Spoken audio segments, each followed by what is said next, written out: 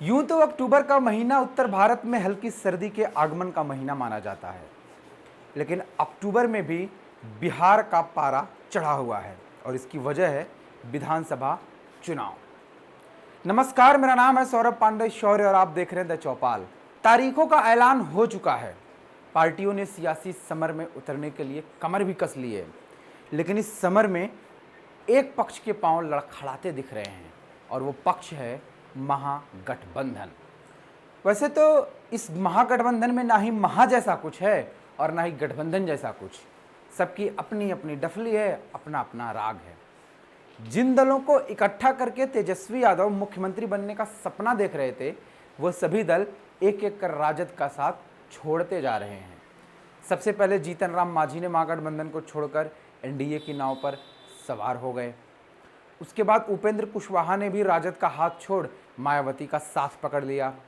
उपेंद्र कुशवाहा इस कथित महागठबंधन में अपने लिए सम्मानजनक सीट चाहते थे, लेकिन पिछले साल लोकसभा चुनाव के वक्त एनडीए का खेमा छोड़कर महागठबंधन में जाने वाले कुशवाहा को 1.5 साल बाद एहसास होता है कि महागठबंधन में न तो उन्हें सम्मान मिला और न ही मनचाही सीट। उनकी नाराजगी ये थी कि महागठबंधन सीट शेयरिंग को लेकर फैसला बहुत देर से ले रहा है, जिसको देखते हुए उन्होंने महागठबंधन को टाटा बाय बाय कह दिया। महागठबंधन को अलविदा कहने के बाद वे एक अलग गठबंधन में शामिल हो जाते हैं। कुशवाहा को महागठबंधन से अलग हुए ज़्यादा देर भी नहीं हुए कि वाम दलों के एक खेमे ने भी उनका साथ छोड़ दिया। CPI-ML ने भी महागठबंधन को ठेंगा दिखाकर 30 सीटों पर अपने उम्मीदवारों का ऐलान कर चुकी है।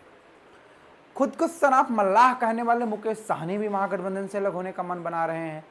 तो कुल मिलाकर महागठबंधन तिनका तिनका बिखर चुका है।